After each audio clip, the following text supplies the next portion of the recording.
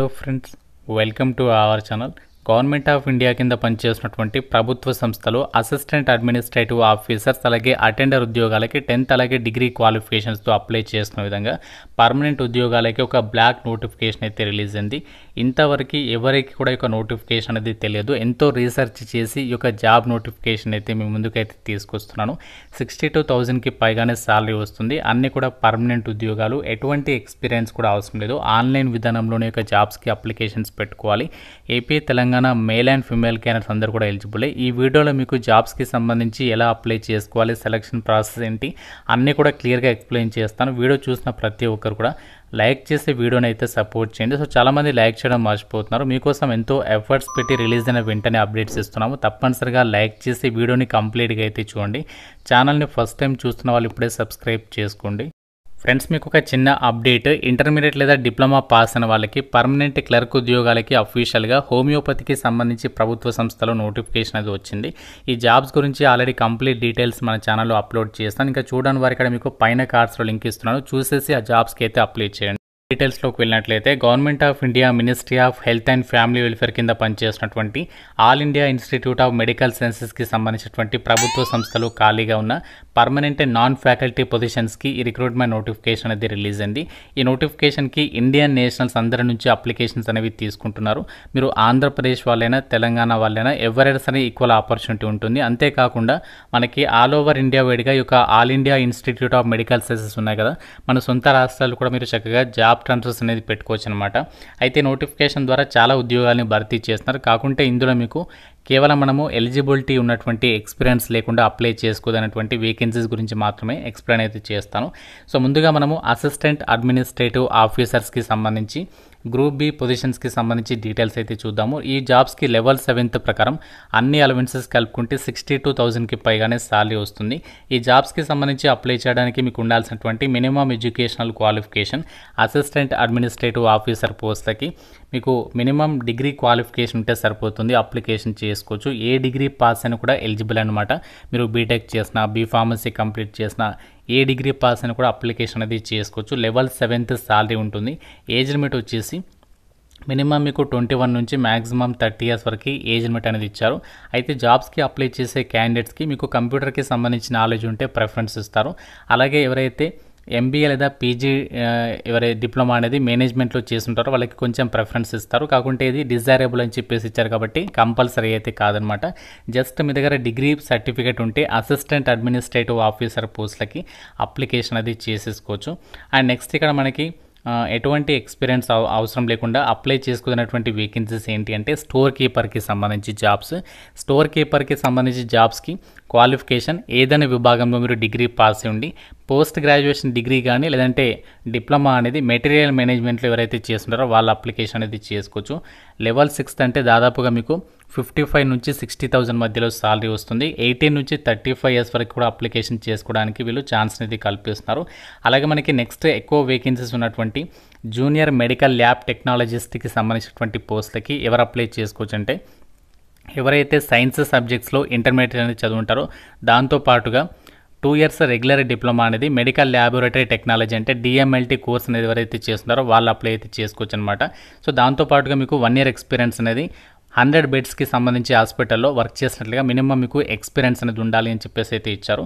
ఒకవేళ ఈ క్వాలిఫికేషన్ లేకపోతే మీరు సైన్స్ సబ్జెక్ట్స్లో ఇంటర్మీడియట్ అనేది పాస్ అయ్యి బీఎస్సీ మెడికల్ ల్యాబొరేటరీ టెక్నాలజీ లేదా bachelor of medical laboratory technology చేసిన వాళ్ళు కూడా అప్లికేషన్ అనేది పెట్టుకోవచ్చు అనమాట.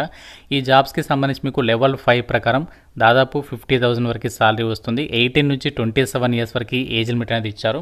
అలాగే నెక్స్ట్ ఇక్కడ ఫార్మసిస్ట్కి సంబంధించి జాబ్స్ ఉన్నాయి. ఫార్మసీ విభాగంలో డిప్లొమా చేసిన వాళ్ళు అప్లికేషన్ చేసుకోవచ్చు. మీరు కంపల్సరీగా ఫార్మసిస్ట్గా రిజిస్టర్ అయి ఉండాలి. 21 నుంచి 27 years వరకు ఏజ్ లిమిట్ అనేది ఇచ్చారు. సేమ్ మనకి దాదాపుగా లెవెల్ 5 ప్రకారం 50,000 వరకు శాలరీ వస్తుంది. నెక్స్ట్ మనకి 10th క్లాస్ అర్హతతో ఎటువంటి ఎక్స్పీరియన్స్ అవసరం లేకుండా మార్చురీ అటెండెంట్కి సంబంధించి జాబ్స్ అయితే ఉన్నాయి. 18 నుంచి 30 years వరకు ఏజ్ లిమిట్ అనేది ఇచ్చారు. లెవెల్ 1 ప్రకారం అన్ని అలవెన్సెస్ కలుపుకుంటే అప్ టు 35,000 వరకు శాలరీ అనేది వస్తుందన్నమాట ఈ జాబ్స్కి సంబంధించి సెలెక్ట్ అయినట్లయితే. అయితే మనకి వేకెన్సీస్ డీటెయిల్స్ కనుక పరిశీలించినట్లయితే ఏ పోస్ట్కి ఎన్ని వేకెన్సీస్ ఉన్నాయంటే మనకి వేకెన్సీస్ అనేవి తక్కువ సంఖ్యలో ఉన్నప్పటికీ కూడా మనకి ఇక్కడ వేకెన్సీస్ అనేవి జూనియర్ మెడికల్ ల్యాబ్ టెక్నాలజిస్ట్కి సంబంధించి 40 వేకెన్సీస్ అయితే ఉన్నాయి. అలాగే ఆపరేషన్ థియేటర్ అసిస్టెంట్కి సంబంధించి 10 ఉన్నాయి.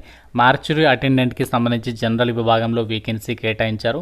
అలాగే అసిస్టెంట్ అడ్మినిస్ట్రేటివ్ ఆఫీసర్ కూడా జనరల్లోనే వేకెన్సీ అనేది కేటాయించారు. కాబట్టి మీరు ఏ కేటగిరీకి చెందిన వాళ్ళైనా సరే ఈ రిక్రూట్మెంట్కి సంబంధించి అప్లై చేసుకోవడానికి ఛాన్స్ అనేది ఉంటుందన్నమాట. సో నేను ఎటువంటి ఎక్స్పీరియన్స్ లేకుండా అప్లై చేసుకున్నటువంటి జాబ్స్ గురించి మాత్రమే చెప్పాను కాబట్టి సో మీ గనక ఎలిజిబిలిటీ ఉంటే మాత్రం ఈ నోటిఫికేషన్ అయితే మిస్ చేసుకోదు. సెలక్షన్ ప్రాసెస్లో భాగంగా మీకు ఏంటి అంటే ఒకే ఒక ఎగ్జామ్ అనేది కండక్ట్ చేస్తారు. దాని తర్వాత మీకు ఇంటర్వ్యూ ఉండదు, ఎటువంటి స్కిల్ టెస్ట్ కూడా ఉండదన్నమాట. ఇక్కడ మనకి అసిస్టెంట్ అడ్మినిస్ట్రేటివ్ ఆఫీసర్ పోస్టులకి సంబంధించి సెలక్షన్ అనేది ఎలా ఉంటుందంటే మీకు 100 క్వశ్చన్స్కి సంబంధించి ఎగ్జామ్ ఉంటుంది. 90 మినిట్స్ టైం ఇస్తారంటే 1.5 అవర్ పాటు ఎగ్జామ్ ఉంటుంది. ఇంగ్లీష్ లాంగ్వేజ్లోనే క్వశ్చన్స్ అడుగుతారు. ఇందులో జనరల్ నాలెడ్జ్, ఆప్టిట్యూడ్ అలాగే నాలెడ్జ్ ఆఫ్ కంప్యూటర్కి సంబంధించి 20 క్వశ్చన్స్ అడుగుతారు. 80 మార్క్స్ అంటే ప్రతి కరెక్ట్ ఆన్సర్కి 4 మార్క్స్.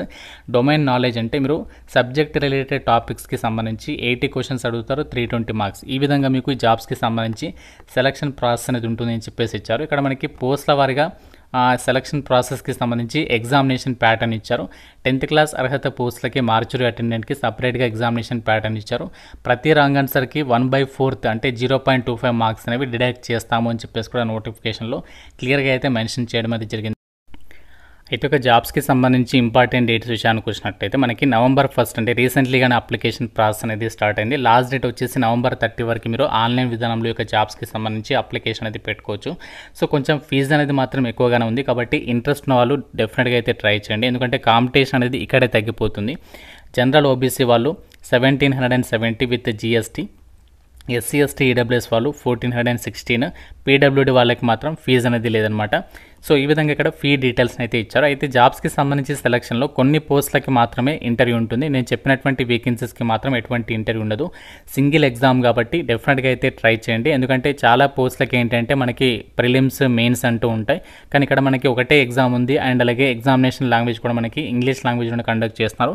అండ్ సిలబస్ కూడా పెద్దగా ఏమీ లేదు.